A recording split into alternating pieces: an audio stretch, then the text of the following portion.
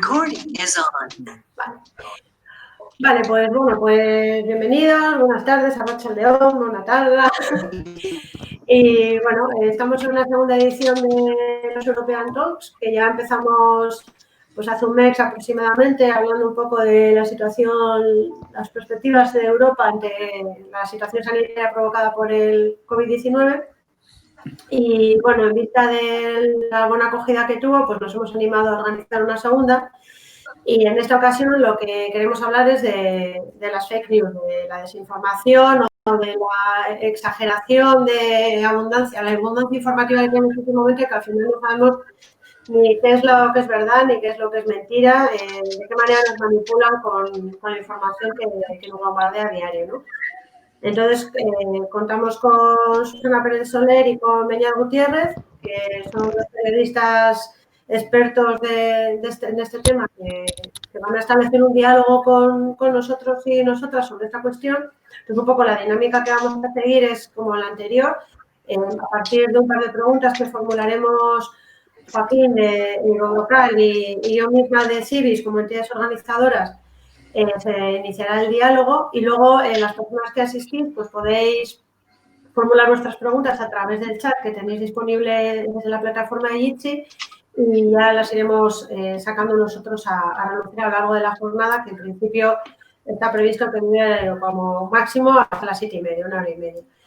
Bueno, yo me encargo de presentar a Beñat, que es periodista de Radio Popular Herri y Ratia, y que, bueno, entre otras muchas actividades, pues en este momento es uno de los presentadores de Uno Magazine y se encarga del Desorden Mundial, que es una sección que acerca de una manera divulgativa a la audiencia pues cuestiones de política internacional. Y bueno, yo creo que su presencia es muy interesante porque además de su labor como periodista, pues está haciendo un doctorado en comunicación social en la Universidad del País Vasco y allí también realizó el máster en estudios internacionales, entonces, bueno, creo que su perspectiva puede ser bastante interesante. También con nosotros tenemos hoy a Susana Pérez Soler. Ella es periodista, doctora en comunicación digital por la Universidad Ramon Llull de Barcelona. Actualmente también investigadora y profesora en la Universidad Blanquerna, también justamente en temas de comunicación digital. También considerada experta en redes sociales y sobre todo en los contenidos que se manejan en estas redes sociales. Últimamente, si la habéis seguido, ha estado muy activa estos días justamente analizando en una época de pandemia cómo las redes sociales tomaban una parte importante de nuestras vidas y quién está detrás de los contenidos que se estaban manejando estos días. Y también últimamente participa y colabora con La Vanguardia, entre otros medios, La Mañana de Televisión Española. Y aparte, igual que Beñat, Gutiérrez, pues los podéis seguir a ambos en las redes sociales, en el ámbito de la comunicación digital. Y yo creo que son dos personas que hoy nos van a poder dar luz y un poco informar y sobre todo entrar en temas que para la situación actual son importantes, como la primera pregunta, ¿no?, que teníamos pensada, Sonia, que es cuando hablamos alegremente de fake news. ¿Qué quiere decir fake news? ¿Qué entendemos? ¿Qué deberíamos entender? ¿Qué entendemos cuando nos lo dicen? ¿Qué deberíamos entender? ¿Exactamente qué es? Porque al final todo el mundo habla de fake news como que sabe mucho de qué va y al final cuando empiezas a rascar no todo el mundo se refiere a lo mismo y empezamos ya utilizando una palabra que exactamente lo que hace es casi descolocarnos o desorientarnos, porque exactamente no todo el mundo entiende lo mismo y supongo que también ellos dos nos van a explicar qué deberíamos entender cuando hablamos de fake news, o si se puede hablar de fake news, no lo sé. Es decir, yo diría, para eso los tenemos a los dos, que nos puedan un poco centrar en esta primera intervención con sus aportaciones, ¿no? ¿Quién empieza? Puedes empezar, todo ¿Empiezo tuyo. yo? Venga, va, ¿qué es desinformación o qué es lo que yo entiendo por desinformación? A mí no me gusta hablar de fake news, que Joaquín ya lo sabe. Además, en esto estoy en la línea de lo que propone también, pues, la Comisión Europea. O sea, fake news, que es noticias falsas en castellano, es un oxímoron. ¿Por qué? Pues porque si es falso ya no es una noticia. Una información no contrastada no es una noticia. Noticia hace referencia a una información verificada. De acuerdo, entonces hablamos de desinformación mejor. Cuando hablamos de desinformación, ¿de qué estamos hablando? Porque también podemos hablar de manipulación, podemos hablar de propaganda, podemos hablar de muchos términos. ¿Qué entendemos por desinformación? Pues entendemos cuando alguien manipula la información con una intencionalidad, principalmente pues para cambiar la tendencia de un voto, por ejemplo, ¿vale? Entonces, ¿es un fenómeno nuevo? No, existe desde hace mucho tiempo. O sea, ahora nos hemos venido un poco, nos estamos sobreinformando, nunca mejor dicho, acerca de la desinformación. Es decir, la desinformación es una tendencia, la desinformación está de moda, pero la desinformación ha existido siempre. Desde que hay comunicación humana hay intención de manipular esa información con algún tipo de finalidad. Sin ir más lejos, ¿no? En las guerras siempre ha existido la propaganda, siempre ha existido esa intención de manipular la información. Pero ¿cuáles son las dos diferencias que yo creo que son cruciales a la hora de abordar la desinformación en el contexto actual? Pues la primera, la rápida propagación de esta desinformación a través de las redes sociales. Existen unos canales que son las redes sociales que hacen que la información, la falsa información, circule más rápido que nunca. Y el segundo contexto, la segunda cosa que es destacable es el hecho de que estamos en un momento, en el momento actual, en el cual hay una crisis de los intermediarios. Es decir, todas aquellas personas que había asignado la sociedad como intermediarios, por ejemplo, periodistas, por ejemplo, políticos, por ejemplo, maestros, están en crisis, ¿no? Parece que vale lo mismo la opinión de un ciudadano en estas redes sociales, un ciudadano X, que la opinión de un maestro o de un periodista, etcétera, etcétera. Y esto es algo, ¿no?, que Daniel Innerarity, filósofo de vuestra tierra, ha escrito acerca del tema profundamente. Creo que serían los dos puntales, ¿no?, importantes por los cuales hoy la desinformación es distinta o puede ser distinta o puede preocuparnos respecto a cuando preocupaba la desinformación pues hace unos años atrás. Es una de las claves que dabas, la intencionalidad. Y es cierto, porque en nuestro panorama informativo muchas veces nos encontramos con piezas informativas que seguramente no cumplen los requisitos o los estándares que serían exigibles, pero muchas veces se puede deber a cuestiones como la precariedad o incluso pues la falta de capacidades o recursos para realizar esa labor periodística de manera adecuada. Pero cuando hablamos de fake news, generalmente, o de desinformación, como bien apuntaba Susana, estamos hablando ya de otra cosa y estamos hablando de una intencionalidad clara para cambiar. Y fijaos que yo estaba pensando hoy que era una muy buena semana para hablar de fake news. No solo porque poco a poco vamos recuperando una cierta calma que nos puede permitir ya con sosiego y con algo más parecido a la normalidad analizar lo que ha sido la experiencia de estos meses, no solo por eso. En estos meses pues ya sabemos que la desinformación ha jugado un papel bastante importante a la hora de dar forma a cómo percibíamos esta crisis del coronavirus, sino porque esta misma semana hemos visto como una de las teorías de la conspiración pues más insignes, más desquiciadas y más también desmentidas de los últimos años, ha vuelto al mainstream de Internet. Hablamos del Pizzagate, ¿no? Y esto no es una cuestión baladí, ni es darle más publicidad a una historia que es bastante pintoresca, sino que de esa historia del Pizzagate podemos sacar bastantes conclusiones sobre cómo opera la desinformación digital en nuestros tiempos. Yo no sé si conocéis toda la historia, algunos seguro que sí, así que no entro demasiado en profundidad, y otros, pues si no la conocen, siento ser yo el primero que les traslada esta teoría tan loca, ¿no? Pero el Pizzagate es una teoría de la conspiración que surge en 2016 siendo el año cero para la desinformación tal y como la estamos entendiendo en estos tiempos, el año de la campaña presidencial estadounidense entre Donald Trump y Hillary Clinton, y es un año que da forma a esas estrategias que tienen en Donald Trump su máximo exponente, pero que se extienden también por el mundo. Es una teoría que nace primero en Reddit, también en algunas cuentas de Twitter asociadas con el supremacismo blanco, Y después de eso empieza a tomar forma, sobre todo en uno de los grandes estercoleros de Internet, como es 4chan. Que si alguien no conoce 4chan, es como Forocoches después de pasar por un ciclo de esteroides. Más o menos yo creo que esa sería un poco la visión que podíamos dar. Vuelve después al Internet mainstream y sobre todo está asociada con el trumpismo. ¿Y qué dice esta teoría? Así rápidamente, sin entrar en todos los finales alternativos, que hay muchos, como en todas las conspiraciones y desinformaciones, viene a decir que Hillary Clinton y John Podesta, que había sido jefe de gabinete de su marido Bill cuando fue presidente y era jefe de campaña de Hillary, además de otros políticos demócratas, estarían involucrados en una red de tráfico internacional de personas y una red de pedofilia que además estaría utilizando para cometer toda serie de barbaridades una pizzería de Washington, D.C. A ver, esto ya de primeras nos suena, pues extremadamente poco plausible, ¿no? Por todos los ingredientes que tiene. Pero esa historia fue muy popular entre los seguidores de Donald Trump.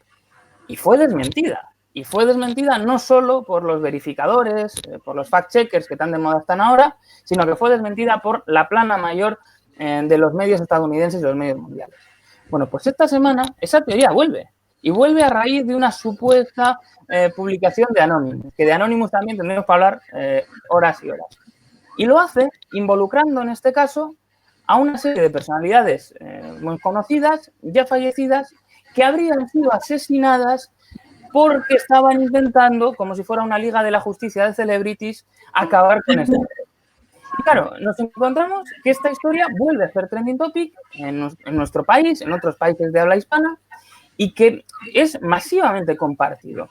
Y yo lo que pensaba, ¿no?, es cómo esta historia del Pizzagate, tan desquiciada y tan loca, pues nos muestra muchos de los problemas que causa la desinformación. Por un lado, que esto no se queda en Internet, que ya en 2016 hubo un tipo, un hombre de 28 años, que cogió su coche, condujo desde Carolina del Norte hasta esa pizzería y se lió a tiros. Por suerte, nadie resultó herido, pero pues fue un susto importante y también fueron acosados online los trabajadores. Pero que no se queda en Internet. Otra cosa que podemos sacar del Pizzagate es que la labor de fact-checking tiene sus límites. Estamos ante una información que ha sido desmentida en multitud de ocasiones durante años y que vuelve. Y lo hace encontrando una nueva audiencia. Nos encontramos también con que las apelaciones a lo emocional que hacen las fake news o hace la desinformación es muy efectiva. ¿Por qué? Bueno, pues porque antes eran los trampistas los que creían en esta teoría. Ahora nos encontramos a una serie de jóvenes nativos digitales en muchos casos que están compartiendo esta teoría porque apela a sus sentimientos, porque no apela al odio político que pueda sentir la derecha estadounidense por Hillary Clinton. No. Apela a dejar en un muy buen lugar a sus héroes, a sus iconos, a esas estrellas de la música. Pues Justin Bieber, por ejemplo, que se hizo un videoclip para alertarnos. Se dice que Paul Walker, el actor de Fast and Furious, que se pegó un tortazo yendo a una velocidad altísima y falleció en un accidente, también fue asesinado, ¿no? Apela a esos héroes. Y por otro lado, una de las cosas que nos expone, y decía la preocupación especial porque sean nativos digitales, es que a veces tendemos un poco la brocha gorda sobre quiénes son las víctimas de las fake news y quiénes se dejan llevar por ellas, ¿no? A veces en los medios de comunicación pues se hacen una serie de retratos robot que no se ajustan a la realidad. Aquí estamos ante nativos digitales que a priori podíamos pensar que están más familiarizados con esas herramientas. Y aún así, por esa apelación emocional que le hace la desinformación, pues acaban compartiendo una historia que ha sido desmentida una y otra vez. Y en esa historia que hemos visto esta semana, pues tenemos ya esos primeros ingredientes en los que podemos profundizar de cómo funciona la desinformación digital en estos tiempos. Bien, entonces, bueno, ante esa desinformación, la ciudadanía de base ¿qué herramientas tenemos, ¿no? Porque tienes muchos frentes abiertos, tienes las redes sociales que te bombardean, muchas veces la prensa digital, que, en fin, hay algunos medios digitales que como bien ha dicho Susana, no sé si dan noticias, porque, en fin, luego el cuñadismo del WhatsApp, que es terrorífico en todos los niveles. Y luego lo que comentabas de las redes sociales también muy polarizado por edades, ¿no? Yo tengo dos ejemplos claros. El ejemplo de mis suegros y mis padres, que todo lo que llega de WhatsApp es Amén Jesús, es verdad verdadera de la buena. y lo que llega a mis hijas de 18 años a través del TikTok, también grandes verdades de la humanidad. Entonces, ¿qué herramientas, o sea, de qué manera podemos llegar a filtrar lo que es verdad y lo que no? Porque claro, dicen, no, es que hay que contrastar. Y yo, ya, pero es que precisamente esa misma velocidad a la que llega la información es la misma que te impide, ese ritmo de vida que tenemos, el pararte a contrastar en 3 o 4 o 5 N medios, ¿no? O sea, ¿qué pautas puede tener alguien, una persona de la calle, una persona de a pie, para poder, por lo menos, que le rasque la oreja y diga, esto que estoy escuchando, esto que estoy leyendo, no me suena muy allá? Yo creo que aquí es importante, pues creo que una de las preguntas más importantes que nos tenemos que hacer en los tiempos actuales es ¿a quién damos legitimidad hoy en día como líderes de opinión?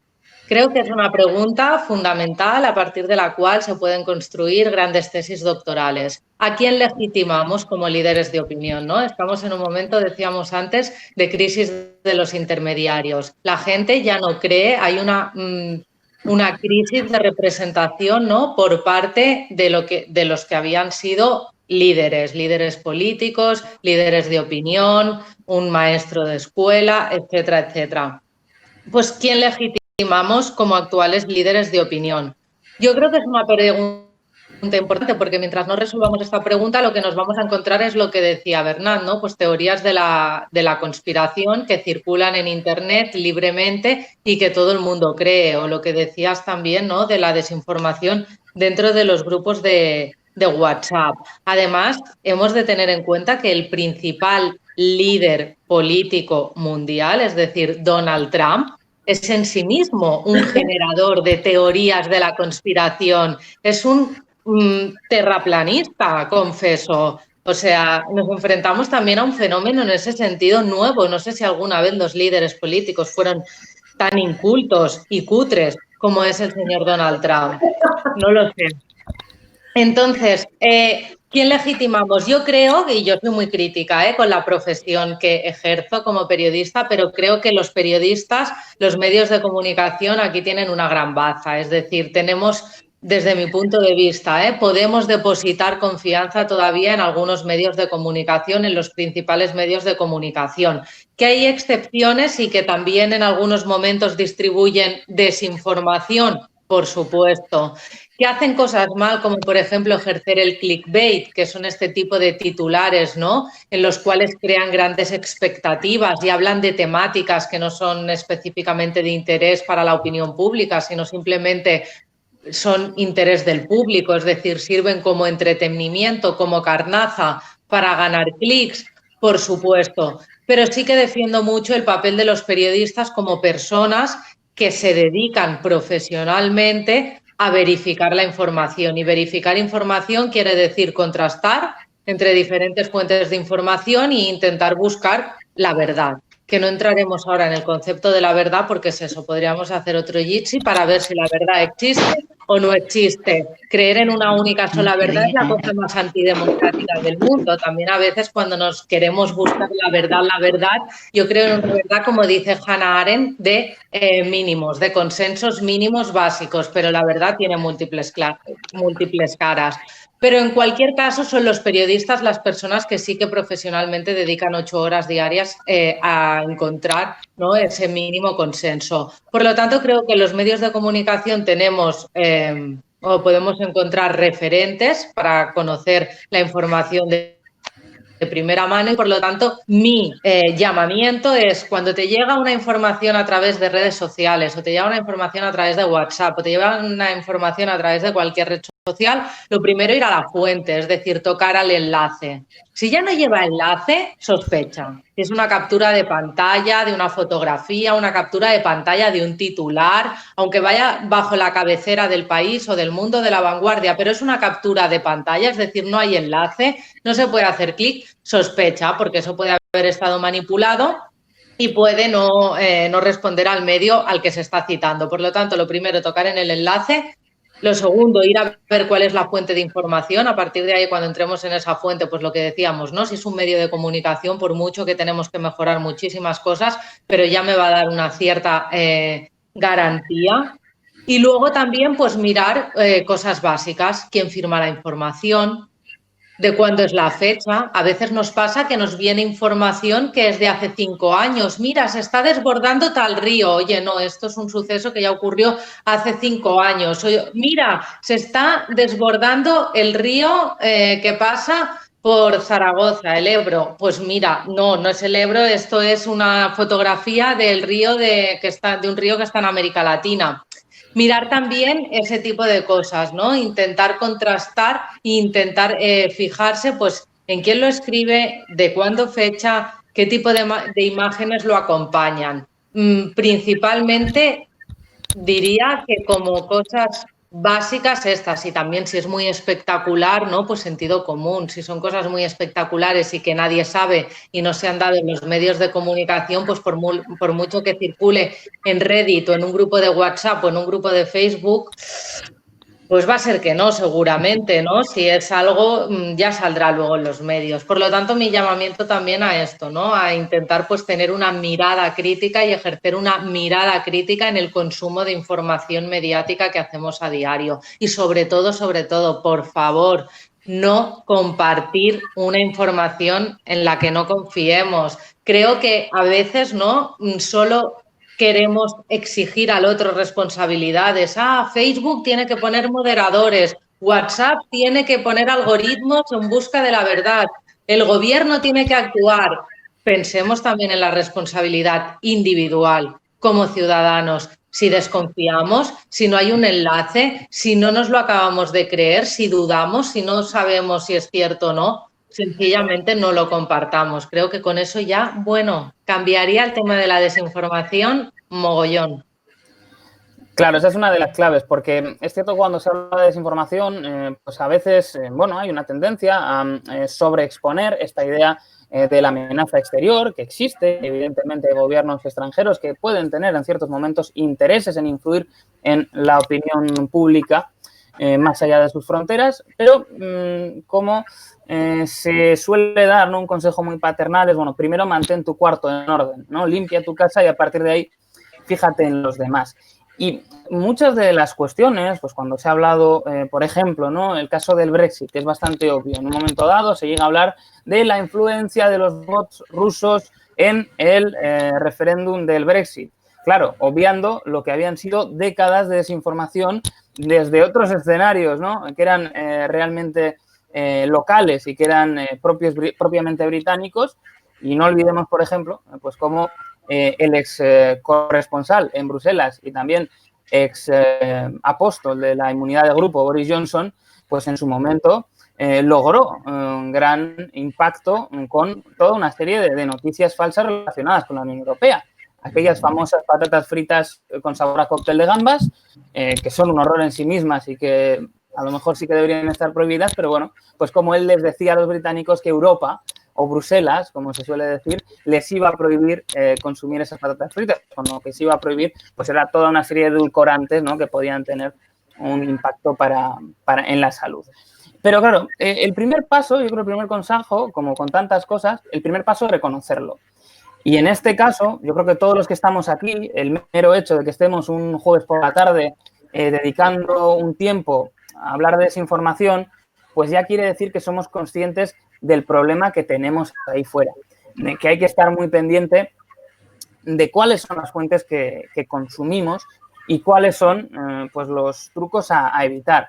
Esto no hace que seamos inmunes. A todo el mundo le pillan en un renuncio y sobre todo cuando a veces son noticias, pues si se quiere, más banales, que realmente tienen poco impacto político, que pueden ser pintorescas y que te pueden llamar la atención y que te puedes acabar pues en un momento dado tragándote uno de estos bulos. Pero quizá uno de los primeros, que yo creo lo apuntaba Susana muy bien, es esta idea de dónde viene la información. Y quizá hasta que consigamos tener un ecosistema mediático no tan convulso como el actual, un buen consejo sería, si está en WhatsApp, seguramente es mentira. O da por hecho que es mentira y a partir de ahí ya si lo quieres comprobar bien, pero si solo te ha llegado por WhatsApp, es muy probable que no sea verdad. Pero a mí la duda que me surge, ¿no? Y yo creo que es algo sobre lo que podríamos debatir, es cómo conseguir que las personas que no son conscientes del verdadero problema que tenemos con la desinformación sean, vamos a decir, responsables o sean, bueno, tomen esas precauciones a la hora de consumir esa información. Ahora nos encontramos con un momento en el que hay periodistas que están haciendo una gran labor desmontando bulos, desmontando pues, informaciones que no son tales. Pero claro, muchas veces nos encontramos con que, por un lado, están apelando a un nivel distinto al que hacen estas desinformaciones. La desinformación apela a lo emocional y ese fact-checking está apelando a lo racional. Por lo tanto, a veces hay una desconexión y no sirve para cambiar la opinión de quien se lo ha creído. Y por otro lado, porque en sociedades tan polarizadas, al final, ese verificador tiene ya una pérdida de crédito a ojos del consumidor habitual de fake news, ¿no? El consumidor habitual, pues, de estos librepensadores que tanto abundan en los medios. Y el gran reto radica en que esa labor que se está haciendo de desmontar las falsedades que inundan nuestro discurso público llegue a la gente que verdaderamente las consume, que verdaderamente las cree, que no sea solo una especie de brindis al sol o que sirva para reafirmar a aquellos que digan, ya decía yo, que era mentira, ¿no? No llevar algo de confirmación al otro lado. Y para mí es una de las grandes cuestiones que realmente, y en un ejercicio de honestidad, no puedo responder. No sé cuál es la receta para que consigamos trasladar ese trabajo y combatir esas noticias falsas o desinformación.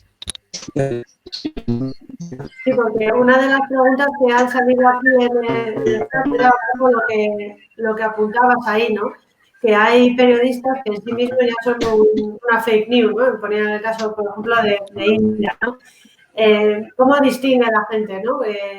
Los periodistas que son realmente, pues eso, profesionales del periodismo, como lo entendíamos antes, o son gente que un poco, no sé, embaucadores no sé si es la palabra, pero bueno, que se han subido al carro de estas noticias, que tampoco son noticias, un poco entre comillas, si se me permite la expresión, facilonas, que rayan un poco en lo que la gente de alguna manera quiere escuchar. No sé si porque le complace, porque comparte una opinión que él tiene o porque de alguna manera incita a una discusión en un momento en el que parece que todos estamos con las espadas en alto, ¿no?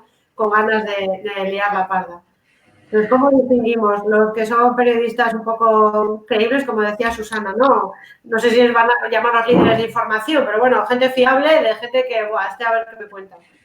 Pues yo creo que... Yo añadiría una cosa, Susana, añadiría una cosa porque también la quería preguntar y va enlazado, que es también, en los últimos años ha aparecido un nuevo elemento que son los tertulianos profesionales, que no son periodistas, son tertulianos profesionales, que además siempre son los mismos y que hablan de cualquier cosa, porque no van cambiando. Dices, mira, hoy hablamos de economía. Entonces dices, mira, han invitado a un profesor de universidad, a una empresaria, vale, hoy hablaremos de sanidad. Pues han invitado a un médico, han invitado a una directora de hospital. No, son los tertulianos profesionales que la mayoría no son periodistas, muchos de ellos no lo son, y aparte hablan de todo como sentando cátedra. Entonces, ¿cómo distinguir la primera parte que decía Sonia, periodistas de los que no son y periodistas que hacen de periodistas y periodistas que hacen de otra cosa? Y luego también...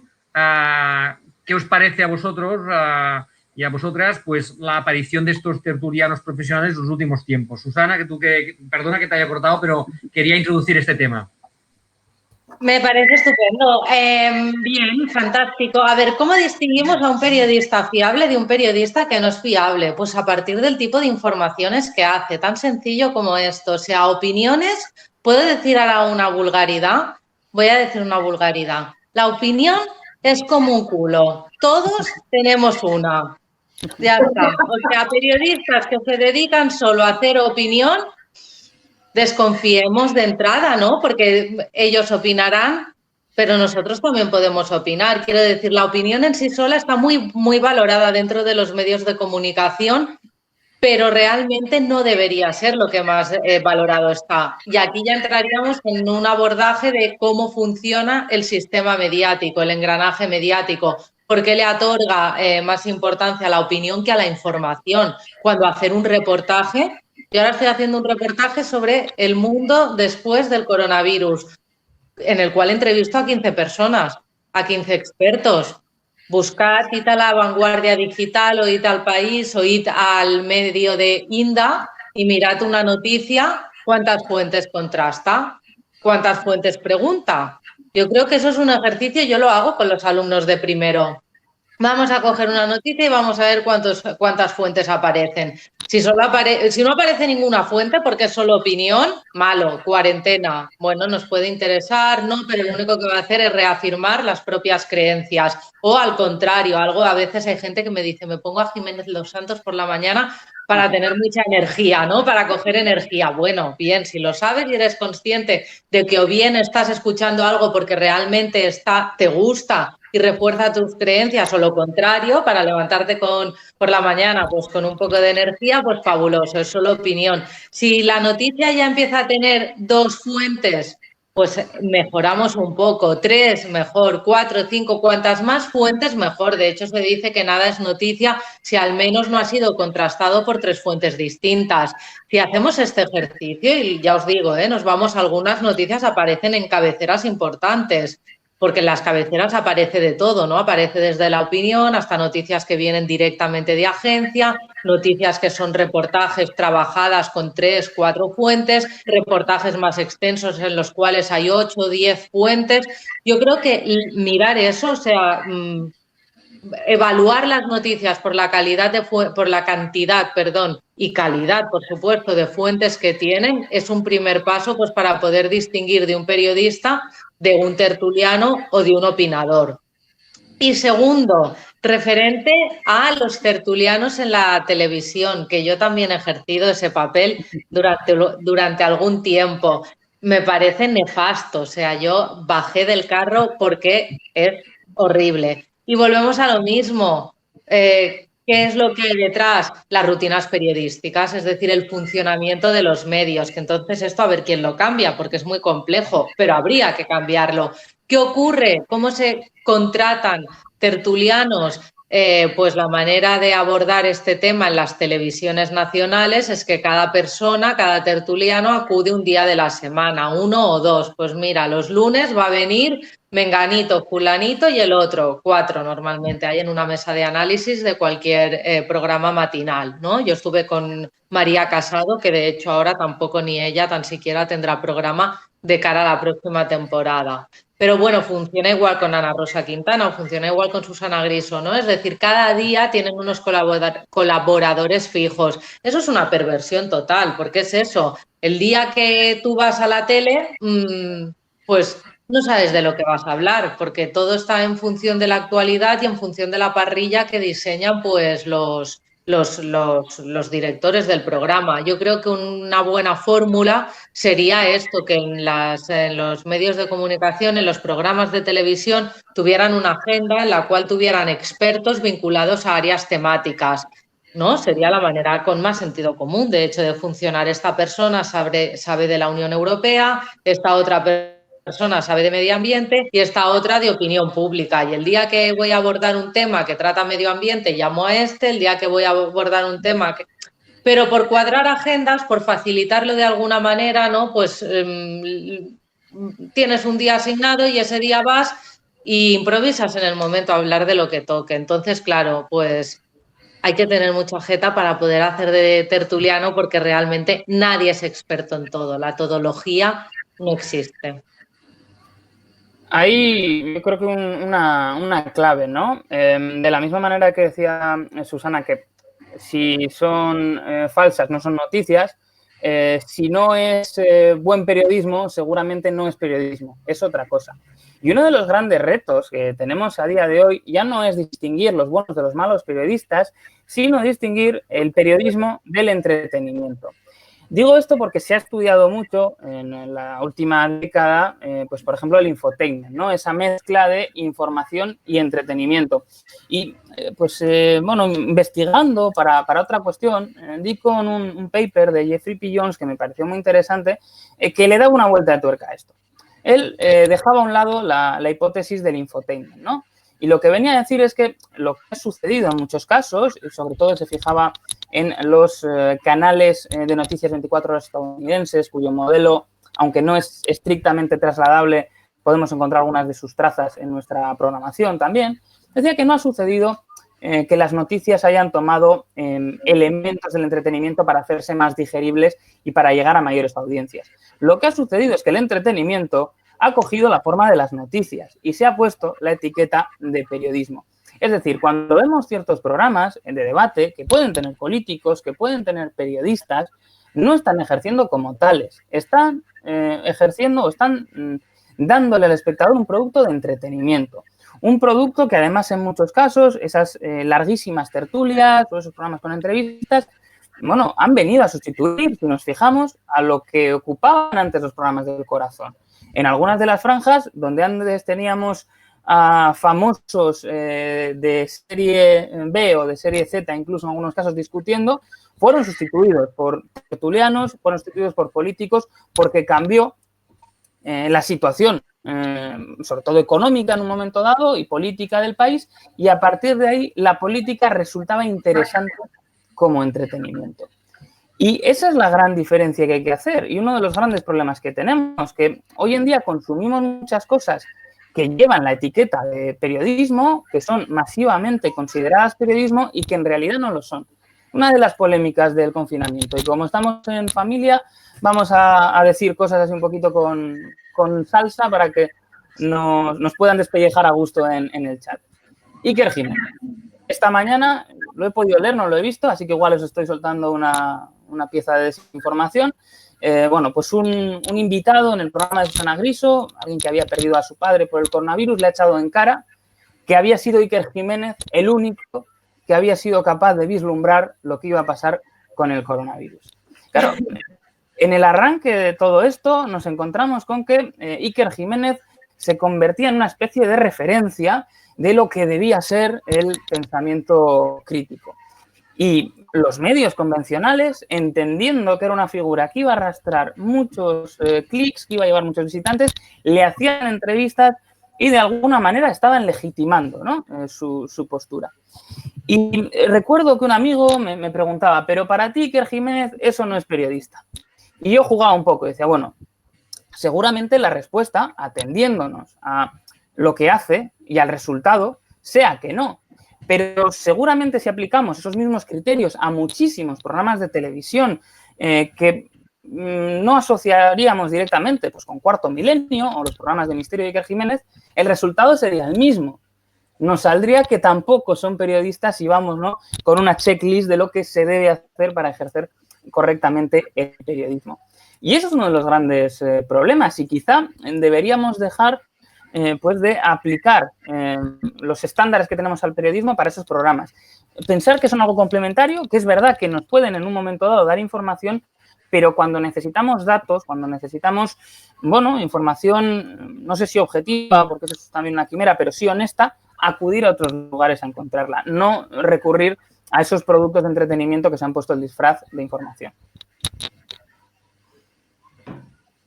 Una de las preguntas que también están haciendo aquí en el chat es, volviendo un poco a lo de antes, se han dicho dos cosas. Una, si el cambio de este periodismo que ha dejado de, no de serlo, pero que en un momento dado ha pasado ha sucumbido al entretenimiento, ha sido también el origen de todo lo que hemos llamado la desinformación en las redes sociales, porque también ha coincidido con la aparición de las redes sociales como un medio no solamente de comunicación, sino de pasar información y a partir de aquí una manera muy rápida, como decía Susana al principio, de desinformar, porque todo el mundo cae con la trampa de los chats de WhatsApp, etc, etc. Es decir, estamos haciendo trabajo sucio. Al final, la ciudadanía acaba haciendo trabajo sucio, que es la de hacer hacer la red, ¿no?, de esta información.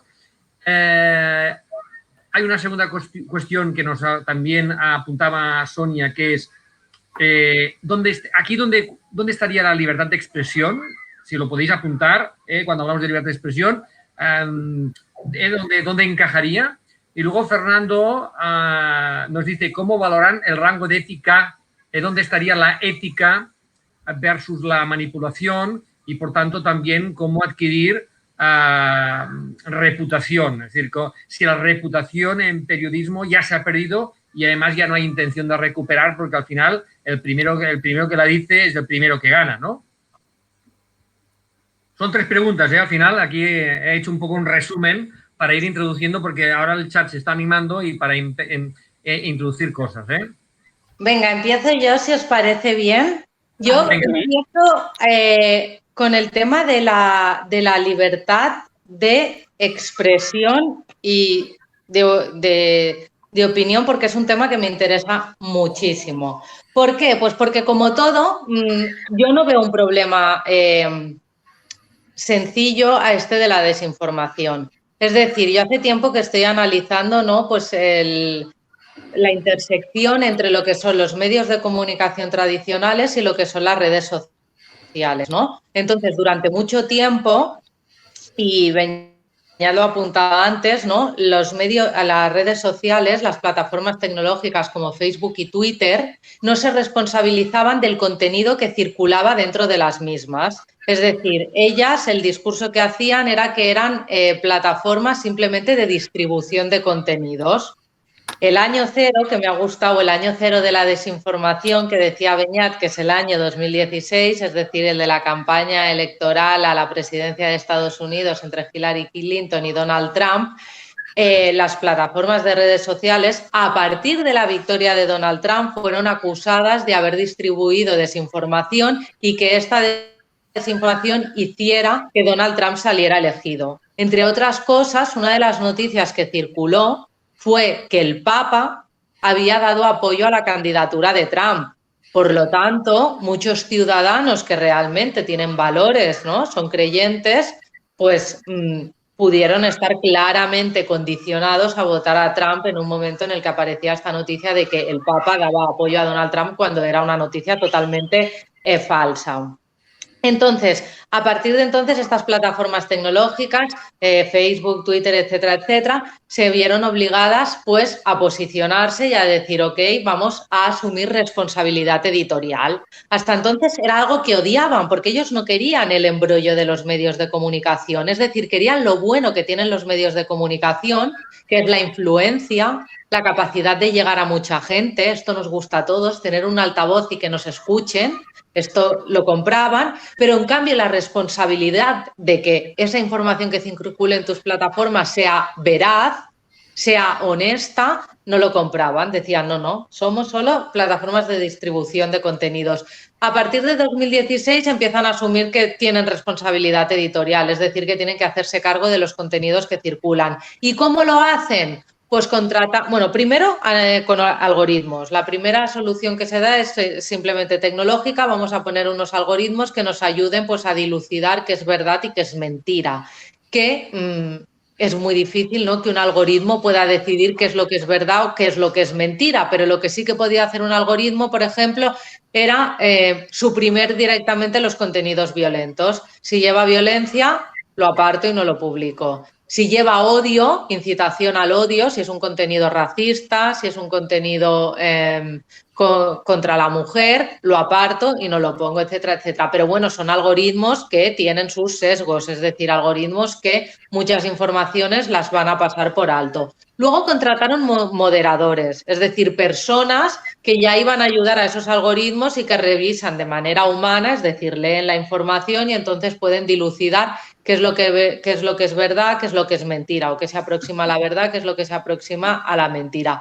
Y ahora recientemente Facebook ha anunciado que ha contratado, pues, un consejo editorial de unas 16 personas o así, no llega a la veintena, con gente muy importante y muy reputada, desde políticos hasta el exdirector del diario El Guardian, Alan Rusbridger, entre otras personalidades, de acuerdo, pero gente reputada que trabajará y actuará en casos de que sea necesario, ¿no? Es como si Facebook fuera un país, pues, por decirlo de alguna manera, ya tiene su tribunal de justicia. Todo esto a mí me parece estupendo y todo esto está muy bien, pero considero que realmente aquí hay un problema que choca con la libertad de expresión, en el sentido de ¿quién pone los límites? ¿Es Facebook un órgano competente para poner los límites? ¿Debe Facebook introducir en sus algoritmos características para saber qué es verdad y qué es mentira? ¿Cómo va a decir Facebook qué es lo que es verdad y qué es lo que es mentira? ¿Es Facebook quien lo debe hacer, o Twitter, me da igual, o cualquier plataforma tecnológica? También ha habido mucha polémica estos días a raíz del tema del coronavirus con el tema del Ministerio del Interior, ¿no? No sé si os acordáis en una rueda de prensa no recuerdo el nombre, era un alto cargo de la Guardia Civil, pero en el cual dijo que estaban controlando las redes sociales para quitar información que fuera desfavorable al gobierno. Se ha hablado mucho de la construcción de este Ministerio de la Verdad. ¿Ha de ser el gobierno quien actúe y quien decida que es falso o no es falso? Quiero decir que en cualquier caso nos enfrentamos a un problema complejo y un problema que, como la persona del chat que ha indicado, choca frontalmente con la libertad de expresión.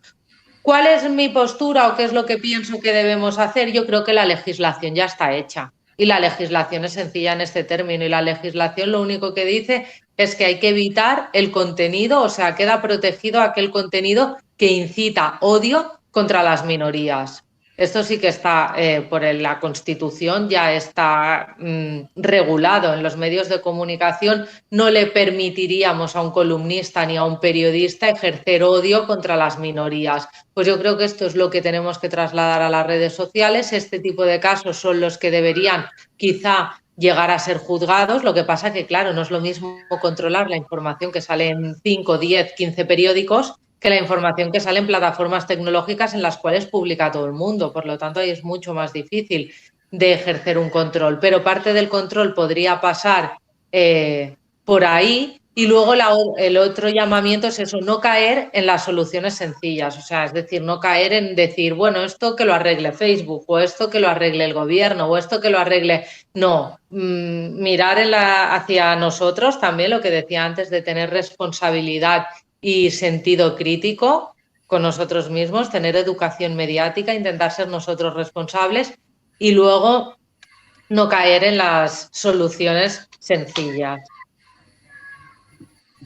Hablando de ese, pues del paso, ¿no?, del periodismo al entretenimiento como posible origen para las fake news, bueno, para esta desinformación de nuestros tiempos tan particular y con unos códigos diferentes a los que hemos tenido en otros momentos de la historia, creo que esto es un proceso de largo recorrido. Es difícil que te levantes una mañana y de golpe pues te creas que Pablo Iglesias tiene un laboratorio para clonar a Stalin o que Santiago Abascal se ha lanzado a buscar el arca perdida. Esto es un proceso. Tú no te crees algo así de golpe, ¿no? De la misma manera que, por ejemplo, en Estados Unidos, bueno, de la noche a la mañana no pasaron de elegir a Barack Obama a elegir a Donald Trump, ¿no? Hubo 8 años en los que el panorama mediático, pues bueno, tuvo una orientación muy clara. ¿Qué ha sucedido, en mi opinión particular, con las redes sociales? Bueno, pues que han sido un muy buen canal para conseguir dar relevancia a una mayor diversidad de voces, pero en el peor de los sentidos. En vez de dar voz a los sin voz, ha servido para que pues se lleven a cabo prácticas que con los estándares del periodismo tradicional, incluso en unos periódicos, pues algunos que nos puedan parecer que son menos adecuados a la realidad o lo que nosotros percibimos como tal, pues que no habrían pasado el corte, ¿no? Hay ciertos límites que no se podían haber superado en una prensa escrita, no se podían haber seguramente superado en la televisión y que sí que se podían superar en esas redes sociales. Y es un proceso largo, es un proceso de goteo en el que se van creando las condiciones para que pues un número importante de ciudadanos empiecen a creer en estas cuestiones. Una de las claves está también, por ejemplo, pues en cómo esa información entretenida o ese falso periodismo que es en realidad entretenimiento consigue captar la atención del espectador, si hablamos de la tele, ¿no? Claro, es un tipo de programación, por ejemplo, lo que ha hecho Fox News y que ahora sí podemos encontrar, aunque no tengamos un canal 24 horas como ese, sí tenemos programas que usan la misma técnica, que es el halagar constantemente al espectador, el decirle, tú eres muy listo y tú eres capaz de escapar de esos medios mainstream, de esos medios progresistas y de esos consensos con los que te están intentando engañar. Hay algo muy sugerente en eso, hay algo pues muy reconfortante en el hecho de que te estén diciendo que eres diferente, te estén diciendo que sabes pensar de una manera distinta al rebaño, ¿no?, como dicen mucho, y que estás siendo capaz de evadirte de las grandes corrientes. Eso resulta muy gratificante y eso en las redes sociales pues también ha permitido que cada vez tendamos a agruparnos más o tener pues una selección de tuiteros que seguimos o de amigos de Facebook que van pensando cada vez más como nosotros, ¿no? Esos agujeros de gusano sobre los que tantas veces pues, se ha hablado y que es verdad que hay también bueno, cierta diversidad en cuanto a creer si su impacto es tan grande como se ha transmitido o no. Pero es un proceso largo y es un proceso que no deberíamos, pues yo he dicho, ¿no? Lo del año cero en 2016, pero claro, tenemos que fijarnos, por ejemplo, en los 8 años anteriores o en la década anterior para ver cómo pequeños procesos iban construyendo el escenario perfecto para que este tipo de piezas desinformativas tengan el éxito que tienen hoy en día. Y luego había una pregunta sobre la ética y sobre la manipulación periodística.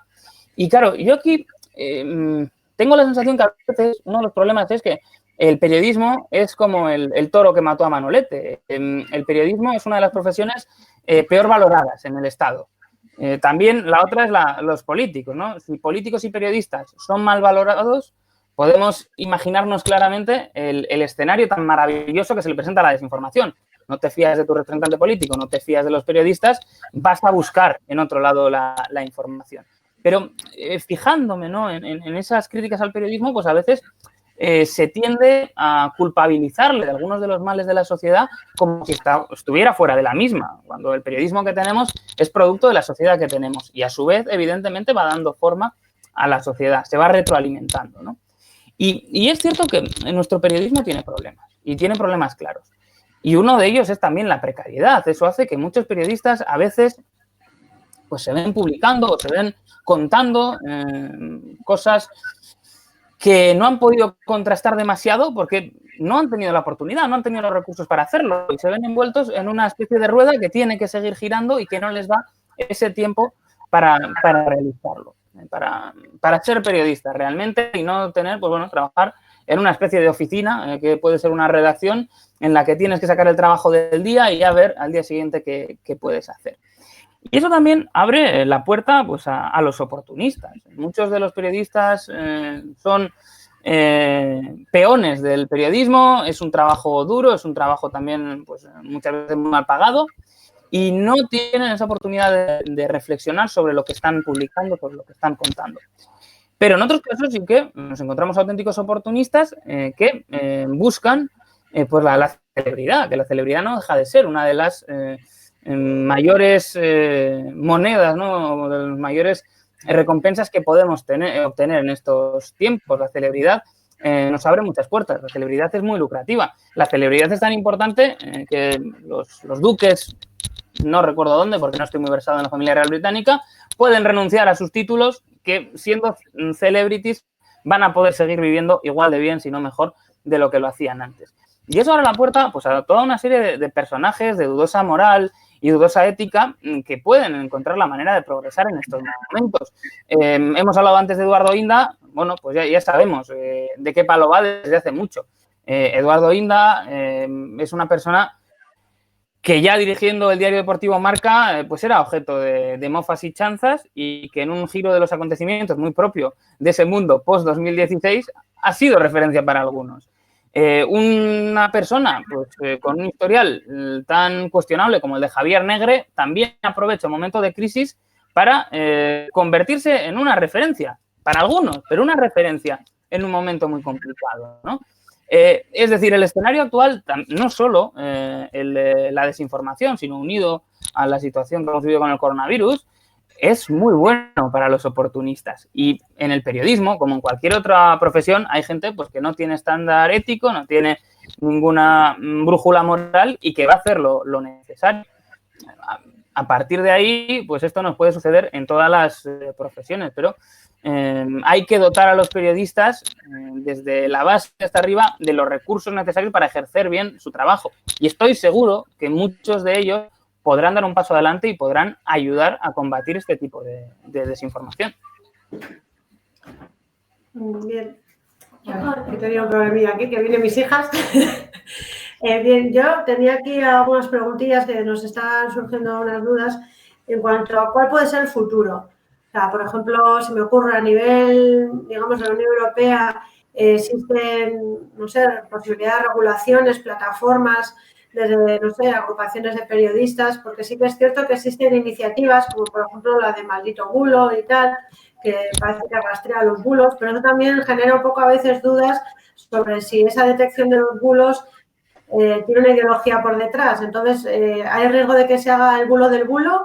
O sea, ¿qué tipo de regulación puede haber, digamos, neutral para, pues bueno, para tener un cierto control, que no se desmadre esto más de lo que ya está? Pues yo soy también un poco crítica con estas plataformas de verificación que están apareciendo, tipo Maldito Bulo y tipo Neutral, que serían como las más importantes, ¿no?, que tenemos a nivel español, porque ¿no?, se desprende rápidamente una cuestión que es ¿quién verifica a los verificadores? Eso por un lado, ¿no? Yo creo que es un tema que es importante de abordar. Y el otro tema, que todavía me parece más gracioso, por decir alguna cosa, es cuando los medios de comunicación tradicionales, que esto ha ocurrido en campaña, ¿no?, sacan una parte de verificación, el verificador del país, el verificador del La Vanguardia, el verificador del Mundo, ¿qué mensaje transmiten a la ciudadanía? ¿Que el resto de la información del periódico no la están verificando? O sea, quiero decir, no entiendo nada. A mí me explosiona un poco la cabeza. Yo como periodista, sinceramente y honestamente, me explota un poco la cabeza con todo esto de los verificadores. No lo entiendo. No lo entiendo porque considero que es un trabajo que deberían hacer los medios de comunicación y, de hecho, un medio de comunicación que cree y que es ético y que postula los valores que promueve, es decir, que verifica la información y que ofrece una verdad o una información honesta, pues es un medio que ya está verificando. Por lo tanto, no acabo de entender este fenómeno de los verificadores, con todos los respetos del mundo, y todavía menos cuando los propios medios de comunicación tradicionales crean internamente, que esto ya ha pasado y está pasando, crean departamentos de verificación. Por lo tanto, para mí, al final, la información, es decir, creo que el periodismo, por mucho que sea periodismo digital, y esto también lo digo mucho en las clases, ¿no?, pueden cambiar las maneras. Lo que decíamos, la distribución puede ser más rápida, la distribución puede ser por otros canales, pero creo que hay confusión entre lo que es el discurso generado por los ciudadanos, que en inglés se le llama content generation user, que es la manera de decir el discurso amateur que crea la gente que está en redes sociales, con el discurso periodístico, es decir, la información que hacen los medios. Y a raíz de esta confusión de no distinguir una cosa de la otra porque todo se está distribuyendo en los mismos canales, vienen muchas de las confusiones que tenemos actualmente, ¿no? Entonces, yo creo que partiendo de que los valores tradicionales del periodismo no cambian, por mucho de que los canales sean distintos, nos hemos de ir, pues eso, back to the basics, que durante un tiempo este término, tanto el New York Times como el Guardian lo pusieron de moda, back to the basics, volvamos a los básicos, o sea, vale, tenemos herramientas digitales para distribuir la información, pero al final el periodismo es el de siempre, contrastar, preguntar a distintas fuentes y construir un relato que se ajuste a la veracidad, a la honestidad, que busque la verdad en la manera que pueda.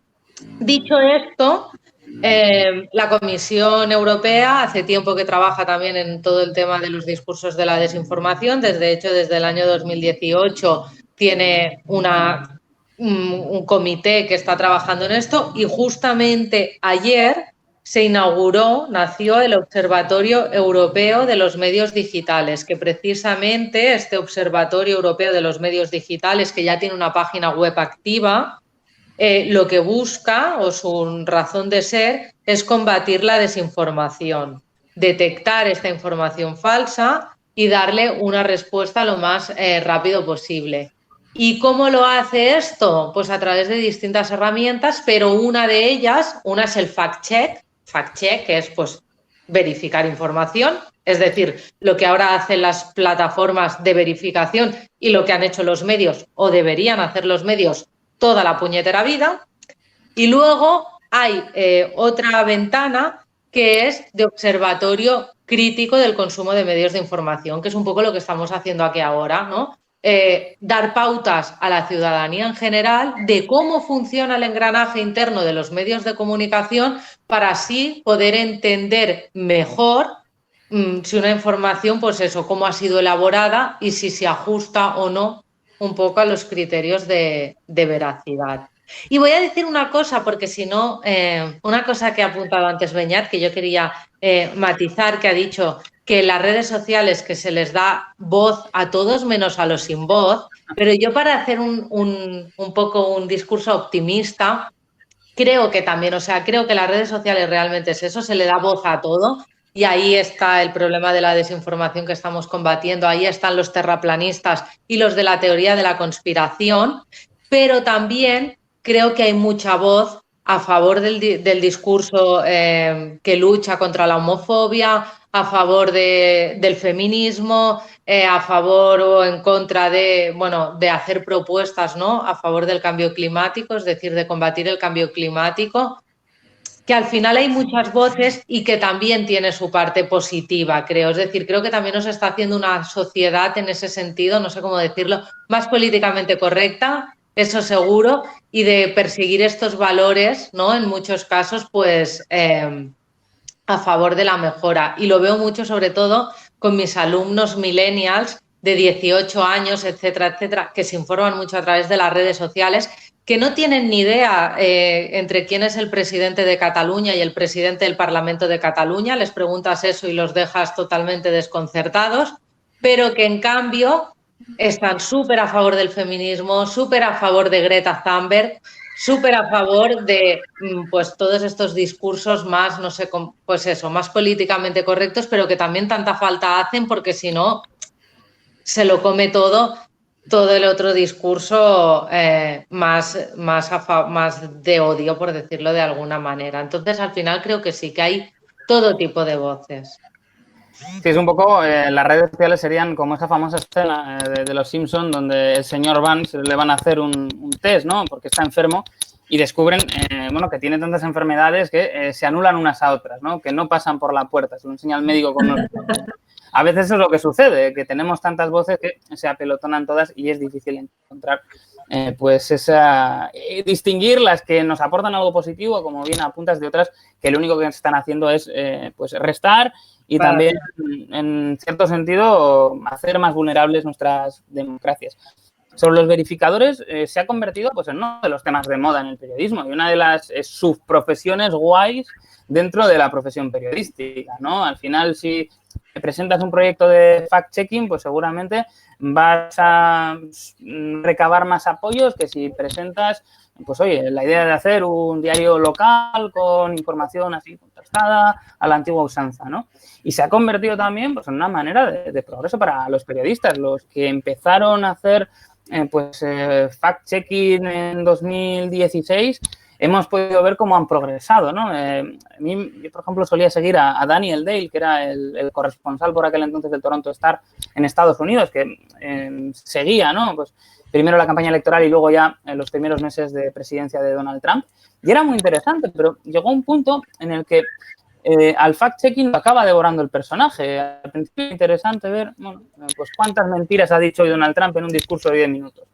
Pero cuando empiezan a pasar las semanas y te encuentras que el grueso de la labor periodística era eso, era elencar las mentiras que había dicho y cuántas habían sido y cuántas llevaba esa semana, pues al final vas perdiendo interés porque te estás perdiendo otras cosas pues que te estarían aportando quizá más información de contexto, ¿no? Y nos ayudaría quizá a ver en su conjunto pues qué era lo que estaba haciendo que Donald Trump, a pesar de todas esas mentiras, siguiera teniendo el apoyo que todavía hoy tiene. Y Daniel Day, por cierto, dio el salto del Toronto Star, ahora realiza esa labor de fact-checking en la CNN, ¿no? Una prueba, pues, también de que es una buena vía para progresar profesionalmente. Pero, claro, llegamos otra vez a esta situación casi autoparódica. Yo recuerdo un tuit, ahora no recuerdo si era de Neutral o de Maldita, en el que a la pregunta de un usuario de Twitter le decían que iban a hacer pues que iban después a hacer el fact-checking de si Escocia y Gales eran naciones. Claro, la situación era un poco pues absurda, ¿no? Con ese tipo, llevándolo tan al extremo y a tantas cuestiones. Y por otro lado, a mí me preocupa a veces, viendo las interacciones que tienen las cuentas de Maldita, de Neutral, de otros verificadores, pues quizá una cierta infantilización del usuario de redes sociales, ¿no? Que necesite estar tutorizado en todo momento para ver qué es verdad y qué es mentira. En algunos casos se les pide a estos verificadores, bueno, pues que verifiquen cosas que caen por su propio peso y que es bastante obvio que no son verdad. Y en cambio vemos eso una y otra vez. Y claro, uno se pregunta si no sería ese el camino opuesto al que tendríamos que seguir, ¿no? Hay que empoderar a los usuarios, hay que darles herramientas. No hay que convencerlos de que sigan como una verdad revelada todo aquello que les diga el verificador. Pues evidentemente habrá cuestiones que por su complejidad requerirán de una explicación periodística, requerirán de que un verificador analice los datos y exponga si había una mentira, si había una imprecisión, pero en otros casos debería ser el propio usuario el que ya tenga las herramientas para hacer frente a la situación. Muchas gracias. Una cosa que voy a apuntar muy rápido en referencia a esto también que comentas ahora, que me ha venido a la cabeza. Leía el otro día que un estudio, no recuerdo exactamente qué universidad europea, pero era una fuente de referencia, que un estudio estaba apuntando también sobre el daño que hacen los verificadores en el sentido de que mucha gente, mucha parte de la ciudadanía, claro, si ahora no está como verificada la información por un verificador, se da por buena, es decir, que nos obliga, ¿no?, de alguna manera que ahora todo esté verificado, porque si no está verificado el usuario está totalmente un poco en el sentido este que tú decías, ¿no?, de que al final creo que estamos infantilizando muchísimo a la ciudadanía y que no toda la información que circula en redes va a poder ser verificada. Entonces ya el usuario tiene dudas cuando la información no es verificada, directamente es falsa, ya no me lo creo. Aquí hay dos preguntas últimas que yo os las doy ya para ir cerrando el acto de hoy. Una nos dice, ¿qué es mejor, una buena noticia o un buen relato? En el sentido siguiente, Fernando nos apunta que a veces un lenguaje, una noticia, gramática correcta está muy bien, pero al final alguien utiliza palabras que inducen a dar credibilidad a reportajes, dar credibilidad a ideas, y al final la gente se pierde más, engancha más un buen relato que igual una buena noticia, ¿no? Aquí también nos explica un poco qué os parece a vosotros, pregunta qué os parece a vosotros, ¿no? Que al final el consumo de la ciudadanía, ¿qué prefiere consumir? ¿Una buena noticia o un buen relato? O las dos cosas pueden también ser compatibles. Y luego Teresa nos dice la voz que más influye es la sensacionalista hoy en día en la ciudadanía, ¿no? Aunque muchas veces la ciudadanía, en el fondo, sabe que no es veraz, pero prefiere comprar el relato sensacionalista, ¿no? Y que la verdad a veces no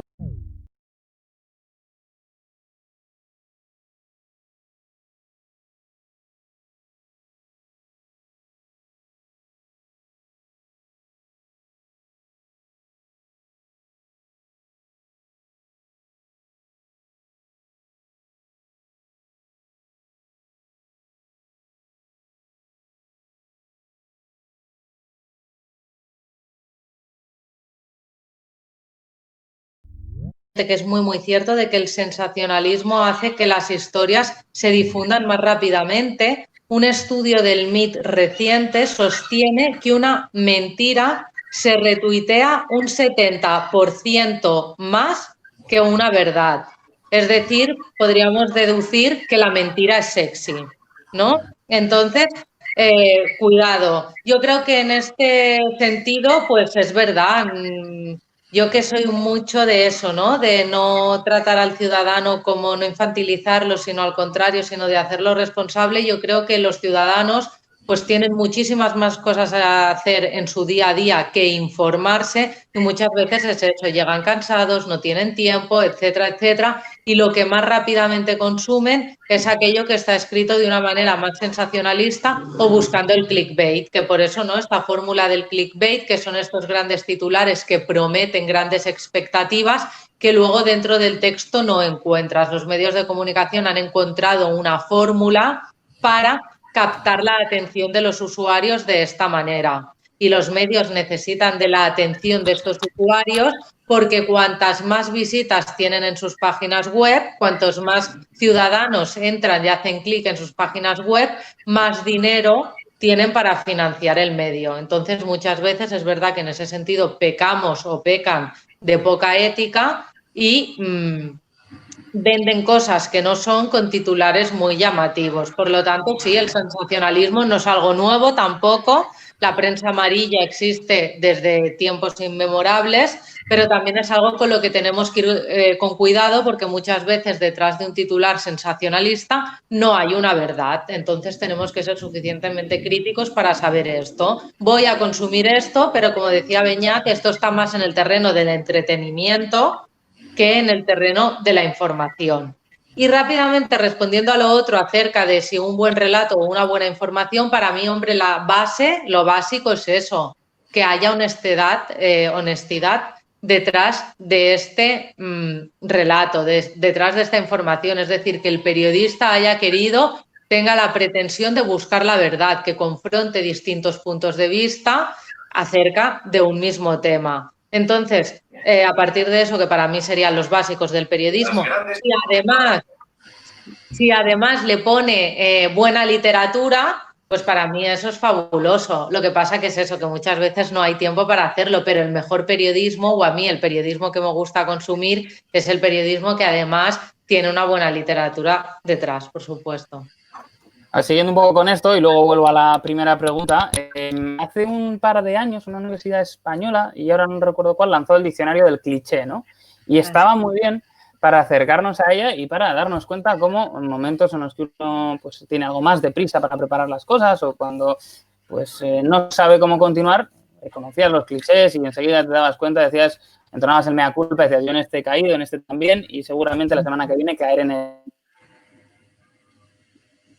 otro, ¿no?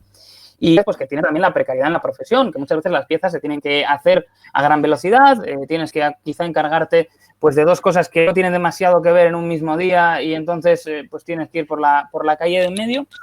Y lo que ha perjudicado seguramente es a que haya o que los periodistas puedan desarrollar un estilo propio y distinguible del de sus compañeros, ¿no? Muchas veces nos encontramos pues piezas que siguen un estilo muy, muy claro, muy tópico, muy cliché, como decíamos en ese diccionario, y que son difícilmente distinguibles de las de sus compañeros. Pero es otro de los productos de esa precariedad pues que está tan presente en el día a día de la profesión periodística, a pesar de que pues sí siempre parezcan, ¿no?, esos grandes titulares, sobre todo los popes radiofónicos, cuando renuevan contrato, de cuántos millones de euros van a ganar, ¿no?, en la próxima temporada.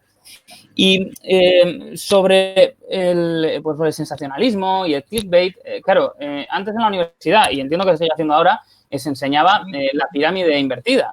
En cierto punto, la prensa digital ha dado a luz a la pirámide derruida, porque una de las cuestiones que hay que conseguir es que el lector no solo clique, sino también se analiza mucho cuánto tiempo permanece en la página, ¿no? Si realmente, pues tratar de comprobar si se lo ha leído o no. Si simplemente ha leído en diagonal, ha ido a todo correr a otra cosa.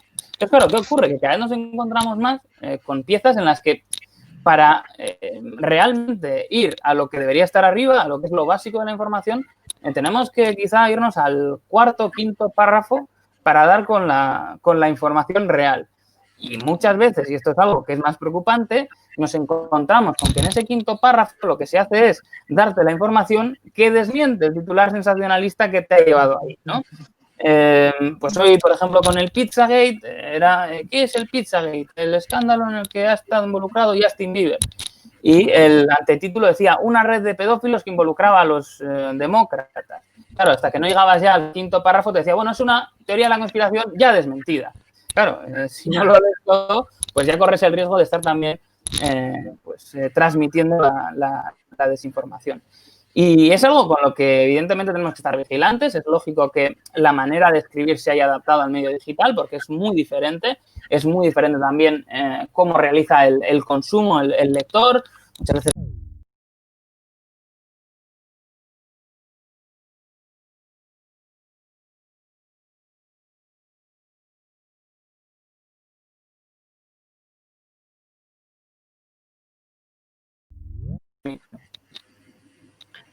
Bien.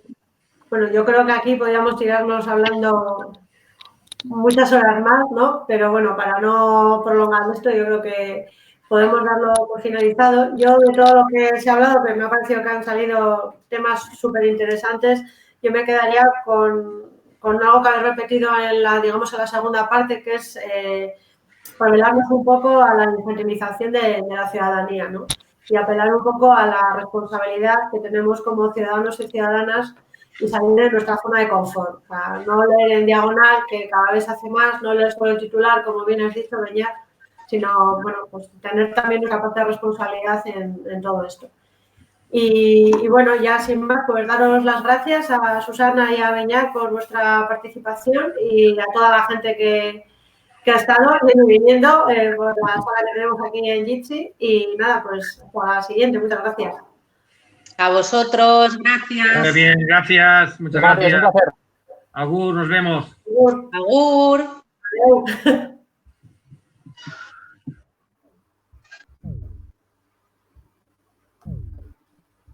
Vale, bueno, un placer, ¿eh? Para lo que haga Venga, falta, aquí estamos. venga,